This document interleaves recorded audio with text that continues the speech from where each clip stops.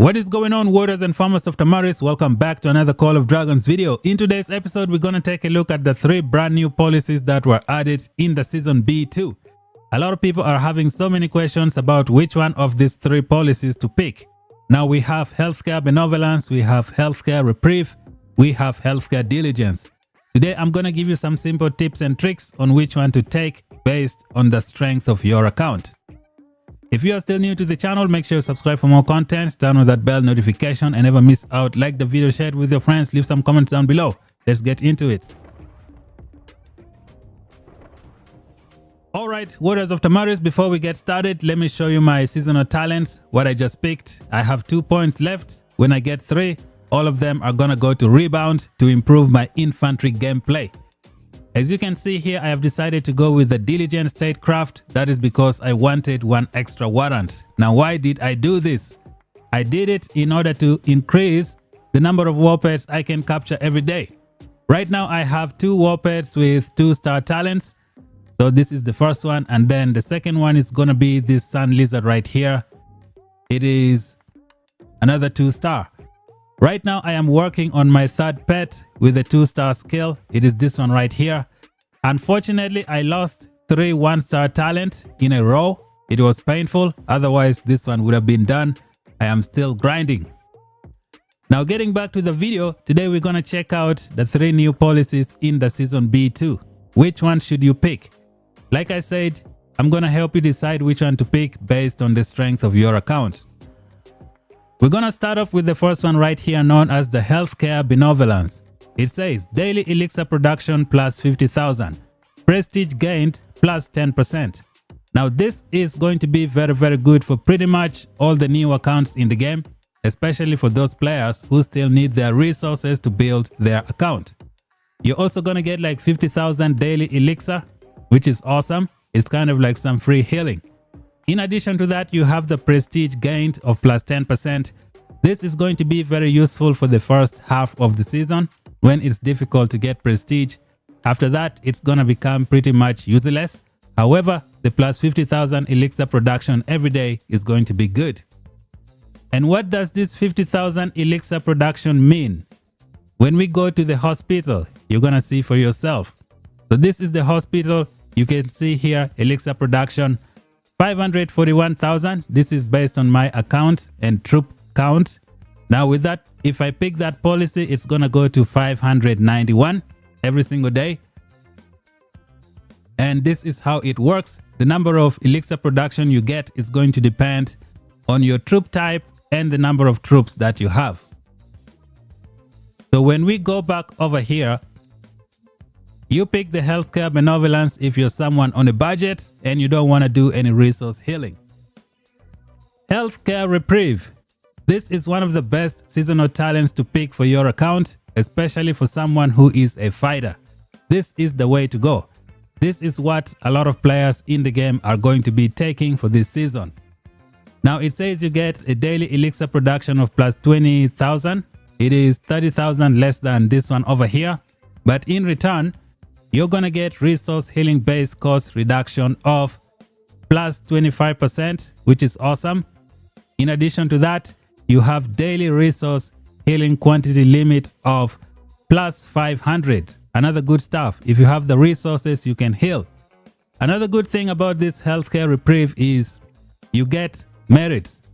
10% merits. It can add up to 100,000 merit per week. Now this is going to be so useful, especially if the war has cooled down a little bit and you're just doing illegal fighting just to get merits. You could get a lot of merits that could help you buy stuff from the merit store. So this is exactly what I am going to be picking this season. It is what I recommend for most of the players in the game. It's going to be very useful. Alright, warriors of Tamaris, the 3rd policy is what has got a lot of people scratching their heads. They don't really know what to do with the 3rd policy. I'm going to explain it to you and help you understand what is really going on here. First of all, I don't recommend this policy to a lot of people. You need to understand how it works before you pick it. This policy is going to be the future of Call of Dragons. It is something that I am going to consider in the future, especially once I meet my minimum goals right now. So taking a look at this hospital care capacity limit, it says you have 1.5 million hospital care capacity limits. When we click on it, it gives us more information. Now the top part says, when you have more severely wounded units in your hospital than your care capacity allows, severely wounded units who exceed the limit will die due to lack of care. So this is the simple description. Anytime you hit 1.5 million troops in the hospital, if you continue fighting, you bring more severely wounded, they will all die. It is not very good. To continue with the healthcare diligence, it also says if you exceed the limit with more severely wounded units in your hospital than your care capacity allows, those units will not die immediately. However, if you remain above the limit, any further severely wounded units will die. So what does this mean? Let's say, for example, you have fought your enemies, you have 1.490 troops in your hospital, okay? You're 10,000 troops away from hitting the maximum limit. Let's say you bring out one march to the open field and you fight and you get defeated and you have, let's say, 30,000 severely wounded. You're gonna come back and you will have 1,520,000. So those 20,000 troops that went over will not die immediately as described over here. That is because you went from 1.490 to 1.5 million 20,000. So those troops are not going to die. Now let's say, for example, you are at 1.49 million, right? And then you brought 5 marches outside to fight. All of your marches got defeated, and each one of your marches has, like, let's say 50,000 severely wounded. If one march returns to the city before everybody else, it's gonna go from 1.49 to 1.5 million and 40,000. So that one march has already triggered this safety you have right here. The other 4 marches who come in are gonna kill all of your troops, because they came in when you had passed your limit. So this is how this ability works. You can use this to your advantage, especially if you're at 1.49 million. You can keep fighting with one troop. You fight with that one troop, you go over the limit, you heal back to 1.49, and then you keep fighting. You just keep on recycling around that area. I wouldn't recommend you doing this because you could get in trouble someday. Let's say you fight, you come back, you have 1,530,000 troops, and then you don't heal. You take one legion to go and get a mana stone, and then somehow some thunder lizard hits you on the way. That one troop of yours who got severely wounded will come back and trigger this ability and kill all of your troops that are above 1.5 million. So this is how you should be careful with this ability right here. I wouldn't recommend it to anyone right now, but if your account is in a good standing and you have a lot of resources, this is the way to go.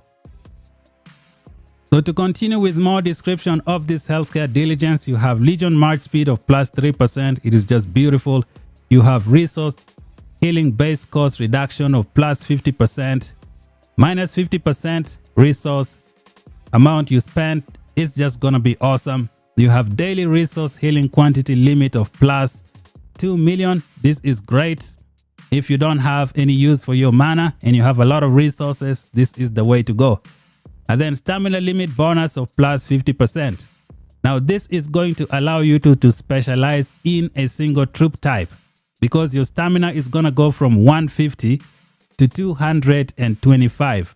It's going to allow you to fight with the same heroes over and over and over and over. So which is why I was saying this is going to be the future of Call of Dragons, especially for a lot of players who have like trained enough troops and they have a lot of resources to waste. This is the way to go. When you hit 1.5 million, you use your resource healing, you just stay below and you're gonna be good to go. I don't recommend this if you have a lot of fighting in your server, because you might not be able to heal every single day, and if you go above, you're just gonna kill all your troops. Make sure you know what you are getting. Make sure you know that there is not going to be a lot of war in your server and you can stay below 1.5 million, then this is the way to go.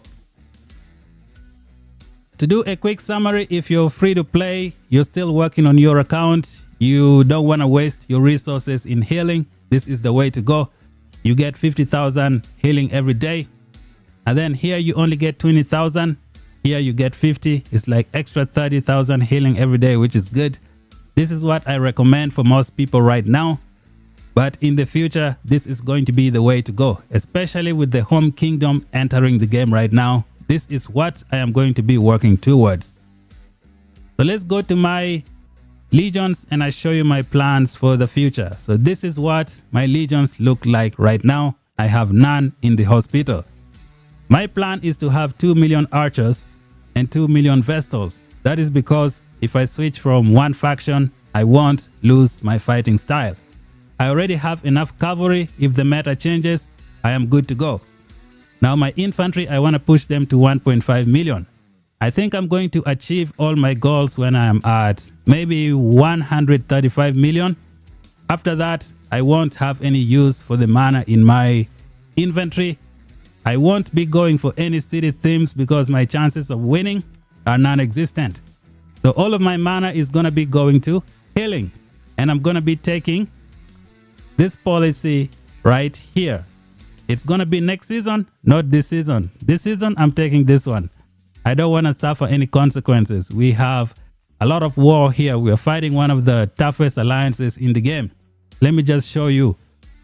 Where is the rankings? Just take a look at this, guys. The strongest player in the game, aka the Nephisto, 1 billion power.